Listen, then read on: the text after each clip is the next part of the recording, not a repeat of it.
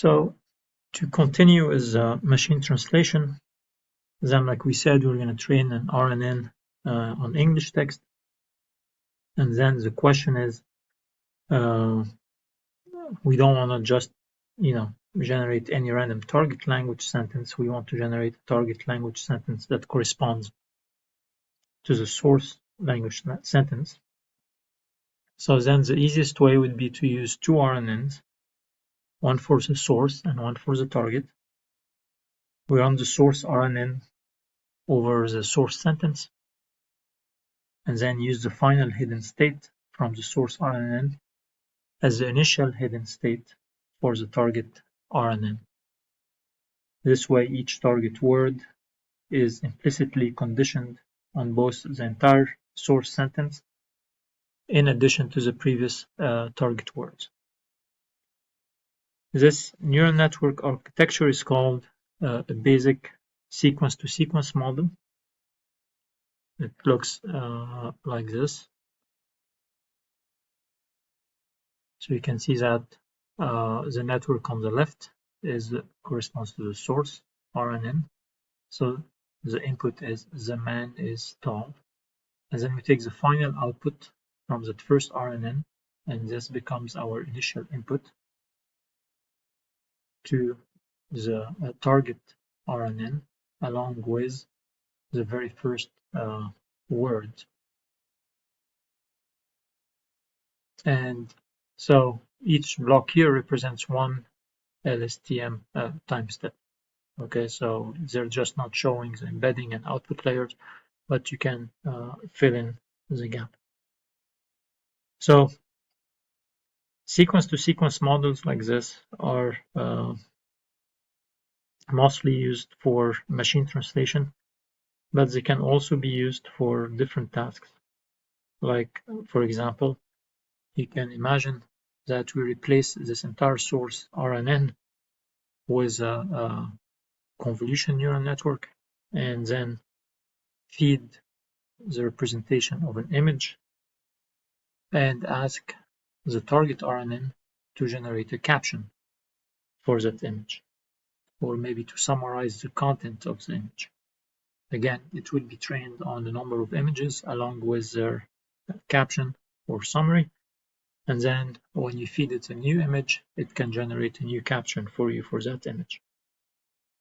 Or, for example, we can also create the same sequence-to-sequence to summarize a text. So the input is a long text in English, and the target in that case is a much shorter text, and we train the network on taking the long text and generating the shorter version of the text.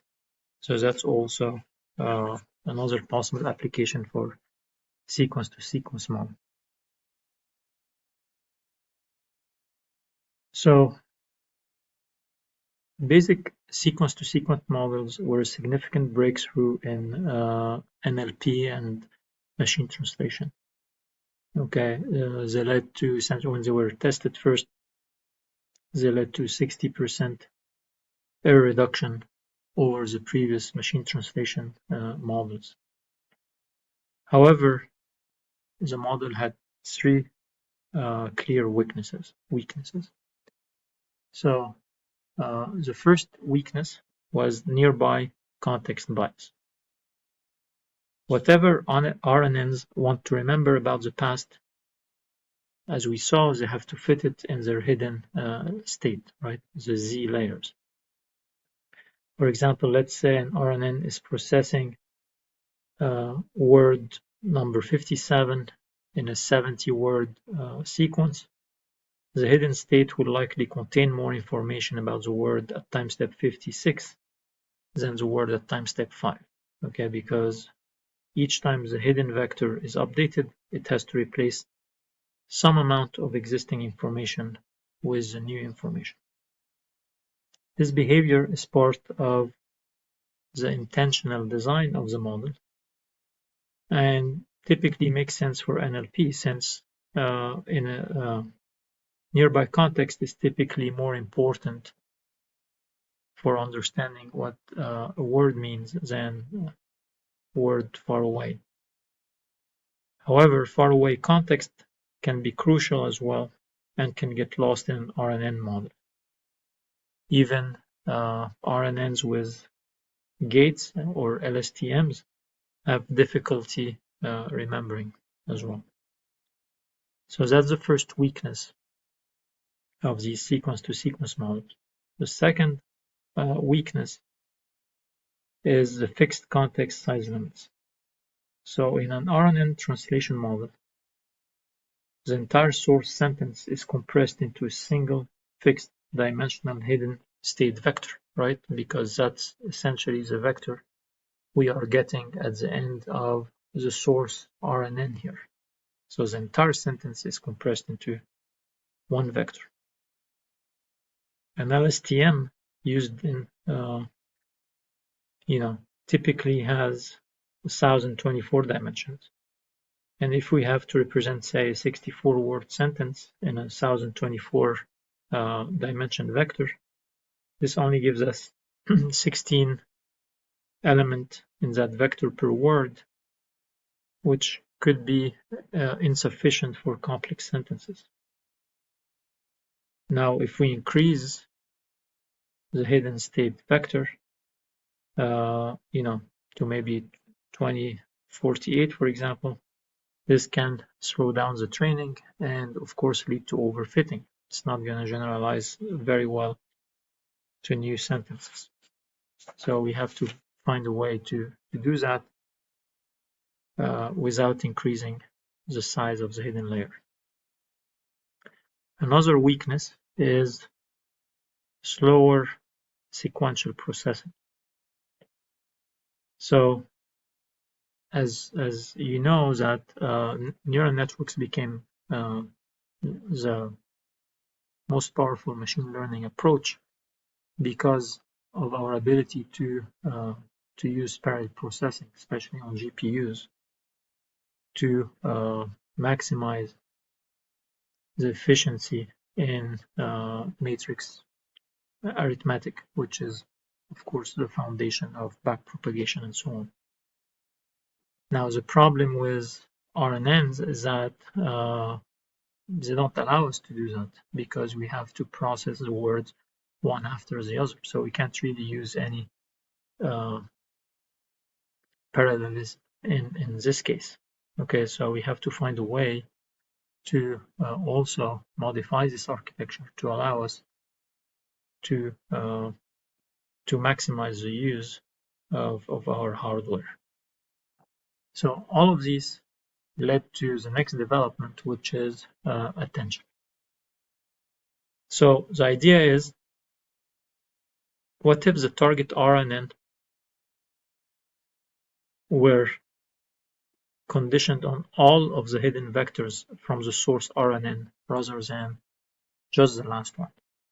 So instead of just feeding the last hidden vector from the source into the target RNN, what if each one of these hidden layers in the target RNN had each one of these hidden layers from the source RNN as an input? Okay, so that's the idea here, is rather than just using the last hidden layer, you want to use all the hidden vector. So that can solve a number of problems already. This, first of all, would solve the problem of nearby context bias, because each layer would have input all the source layers, not just the last one. So this will allow the model to access any previous word equally as well. One way to achieve this is to concatenate all of the source RNN hidden vectors into one big vector. But that would be a huge increase in the number of weights. Imagine each hidden layer is 1024 units. And then you concatenate all of these hidden layers on top of each other into one big vector. That would make our matrices way too big. Okay, so concatenation is not an option in that case. Okay, and also could lead to overfitting. So instead, we can take advantage of the fact that when the target RNN is generating the target one word at a time, it is likely that only a small part of the source is actually relevant to each target word. Okay, so not all the hidden layers will be equally important in generating a given target word. Most importantly, the target RNN must pay attention to different parts of the source for every word. So suppose a network is trained, for example, to translate from English to Spanish. And if we give the words in English, the front door is red. Okay, so this is our source, RNN, followed by the end of sentence marker. Okay, so ideally, it should first pay attention to the word the, which would translate as la in Spanish, then pay attention to door, and so on. We can then formalize this concept with a neural network component called attention. So what is attention?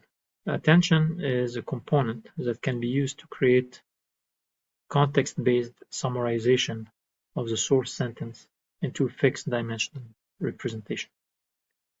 So the context vector Ci contains the most relevant information for generating the next word target,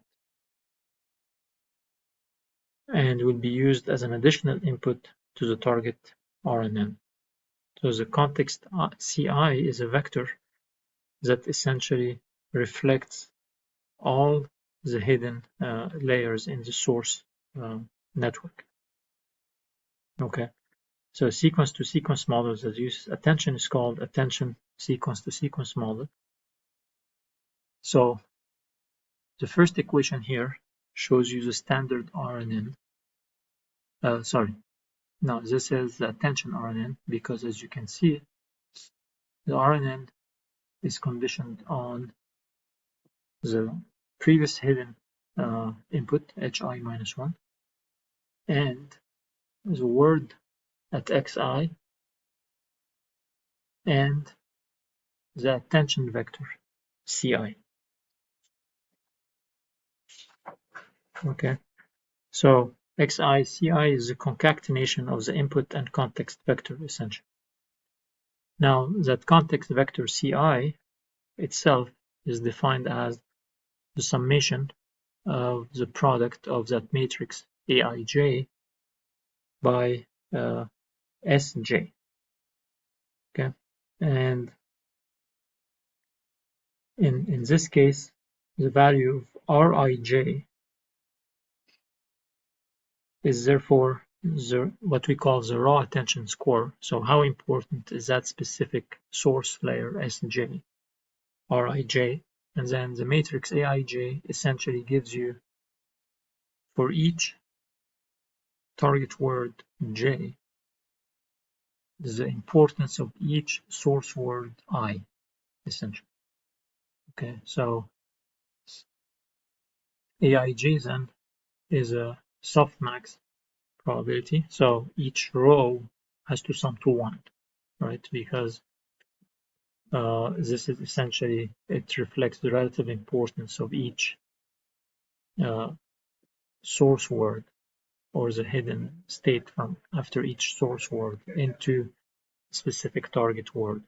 So these probabilities will end up to 1, and then Ci becomes then the weighted average of all the source RNN vectors. So we weight each vector relative to its important coefficient, which is aij.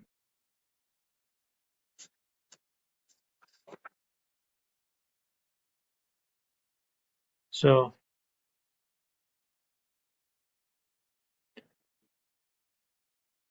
I wish there was a diagram here showing you how this looks like. But essentially what you need to remember is that this aij matrix of relative weights tells you how important a given source word is in a hidden word, a target word.